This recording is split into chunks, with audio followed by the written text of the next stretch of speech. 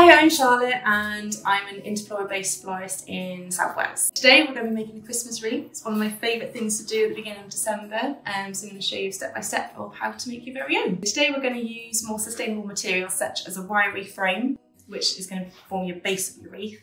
We've got a mix of foliages, blue spruce, conifer, moss to make our base, some eucalyptus, and then a few flowery bits like the red skimmia and some hypericum berries, along with some favourites of like some dried orange slices and some cones to bring in those Christmassy elements. All the ingredients that you need to make your own Christmas wreath you can pop into your local florist, see what they've got available in store, or if they can actually order it in for you.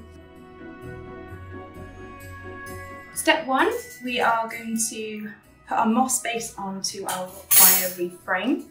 So simply grabbing some moss, putting it onto your wire wreath frame, and with your reel of wire, we're going to use this to band the moss to the wreath.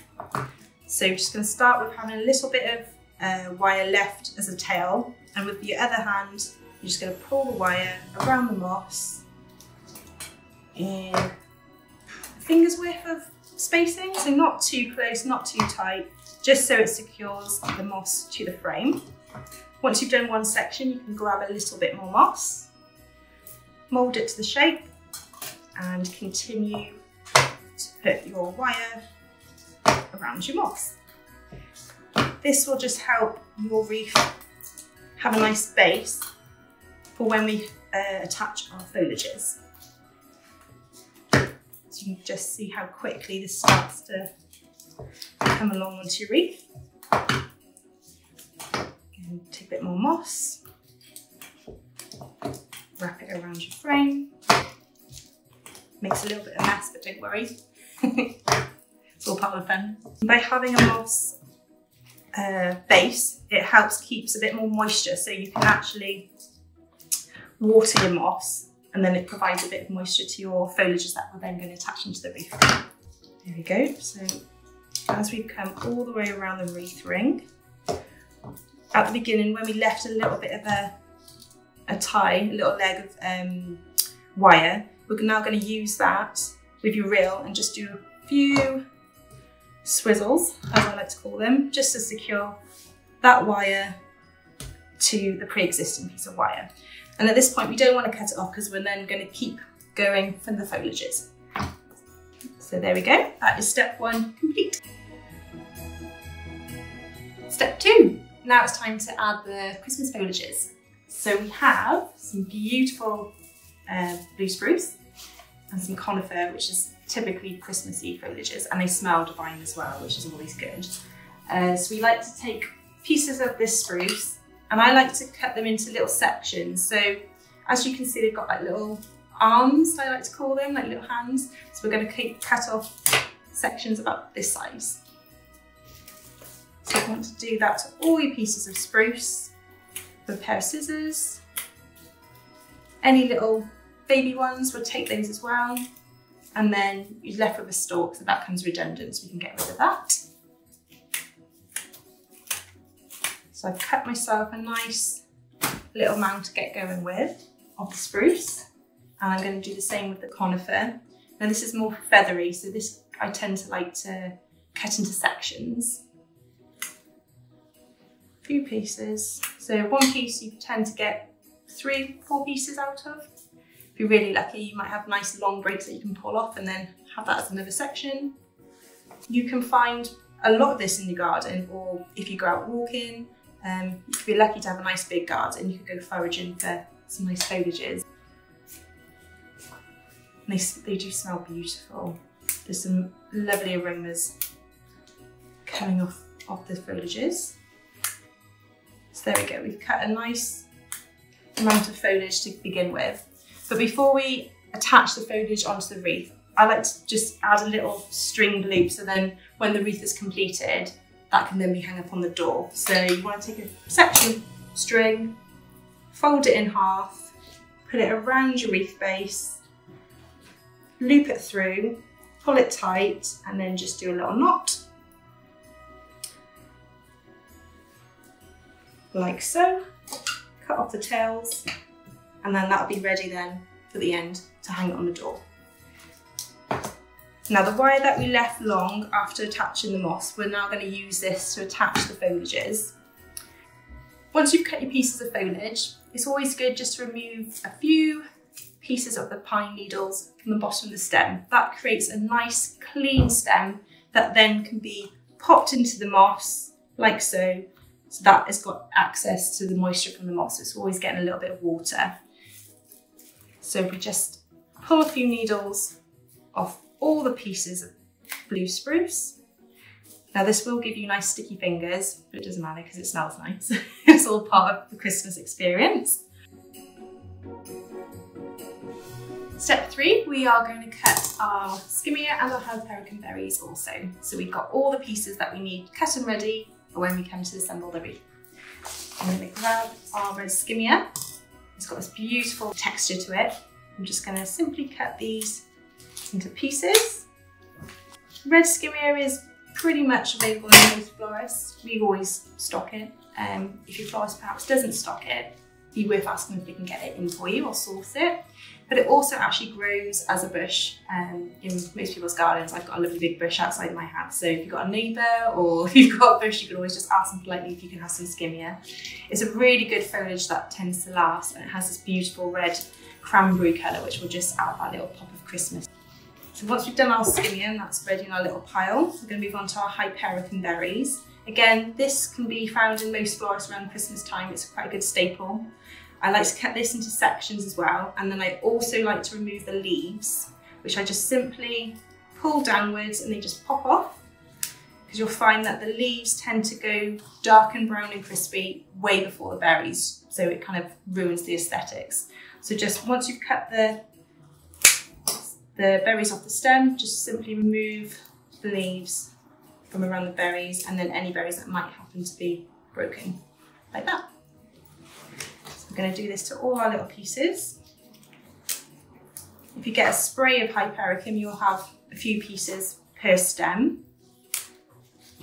So this piece, once I've removed the leaves, you can see it's got a nice section at the top and then 2 little bits at the bottom. So rather than keeping that as one stem, we can just cut that into 2.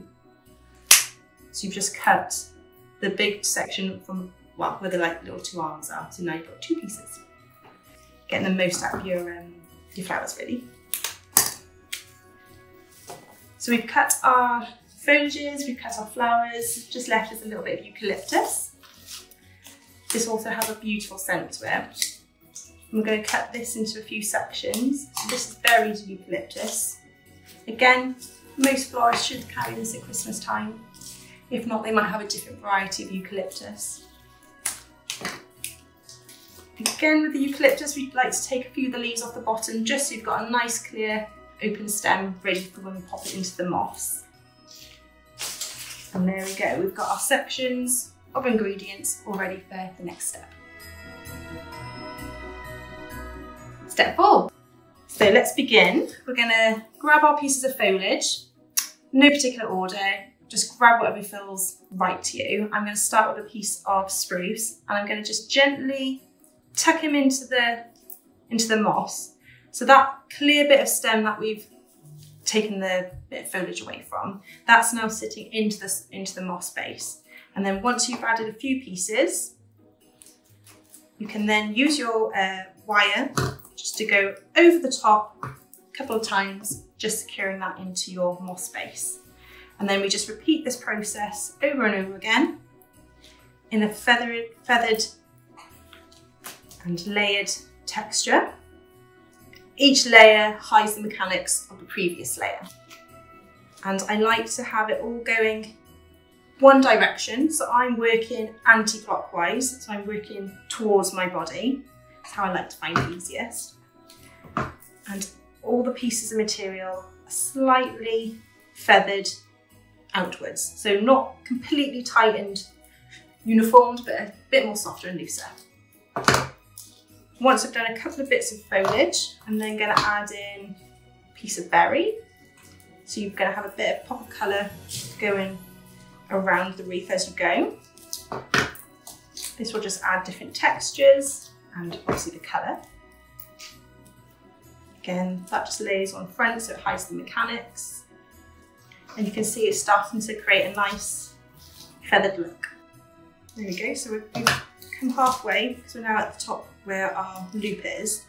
So it's always worth remembering when you get to that section, just be mindful of where the loop is so you're not tying it up in the wire. So Christmas wreaths like this typically last all through the month. I like to make mine the 1st of December and put it on my door. It's one of the very first things I do in December actually. But yeah, because you've got evergreens and because we're putting the foliage into the moss base, which again holds a bit of moisture and water, it will just help give this wreath the longest life possible. There we go, so I'm going to do this last section. So when you get towards the first section that you started with, you can just peel that back so you can see where the exposed moss is, just until we finish it off. There we go, so peeling back the first layer, popping in the foliage, around the wire it goes. Don't be afraid to move it. The evergreens are really robust, so you can pull it back on itself and it's not going to break or snap. The only ones that you'd have to be careful of would be any berries or flowers. But when you've got the foliages, you can be a bit more robust with them. That's one I didn't clean earlier.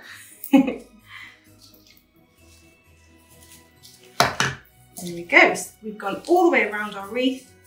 We can now secure the wire off at the back. So you can turn your wreath over, leave a length of wire cut, and then you can then thread this through the moss and the one side of the wreath, bring it, leave a little bit of a loop, a few twizzles, and then you can use that end to wrap around in an anti-clockwise direction, a good few times, cut the length off, and then you can reinsert that back into the moss so that you've got no spiky edges to scratch your door. Then you can have a look at your wreath, pull out any of your bits of foliage just to soften the outside line and spruce them up. Find your tag and put in at the top, so at 12 o'clock, and then we'll be ready for the next stage. Step 5, this is when we get a little bit creative. We can put our own personalities into the wreath. You could equally just leave it at this stage, but we're going to add in some eco-friendly, sustainable materials such as some dried orange slices and some pine cones.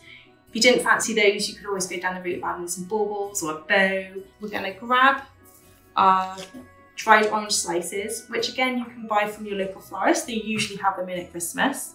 I've got 4 pieces which I'm going to pair up. I'm going to take a single piece of wire. Again, you can buy all this from your florist. I'm going to take your 2 pieces of dried oranges, put them back to back. With my wire, I'm going to poke it through the fleshy part, just underneath the rind, through both pieces. So that I've got half the wire one side, half the wire the other. With my left hand, I'm gently going to hold the orange, and with my right hand, I'm going to gently squeeze the wires together so they come to be 2 legs. And then we're just gently going to do 2 to 3 little twists of the wire, like so.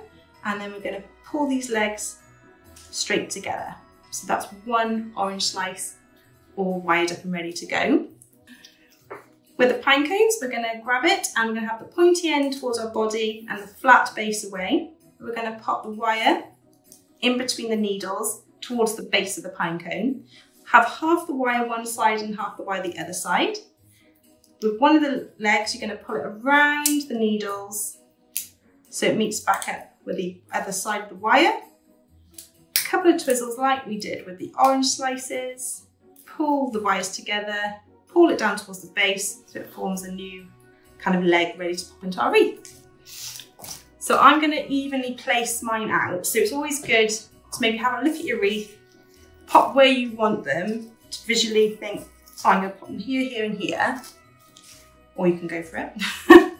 So I think, yep, I kind of like the layout of that. So we're going to start with our top cone. Now, because we've mossed it up, you can literally push the wire straight through the wreath so that the wire pops back out the other side. And then you can use that wire just to double back on itself, push it into the moss, and that's that cone secured into the wreath. So we'll do the same with our other pieces of material. So in goes the orange slice, push it through, turn the wreath over, push the wires back into the moss. And that is that secured into your wreath. Okay, we'll do it with the second cone. This is a nice, easy step, quite fun to do. You can see how the orange slices have just really brought out the colours in the wreath now. Okay, final orange slice in. If you find your wires are a little bit too long, you can always trim them before you pop them back into the moss. There we go, and our final cone. Push it in and insert the wire. And there we go. Cones and orange slices attached, and that is your wreath finished.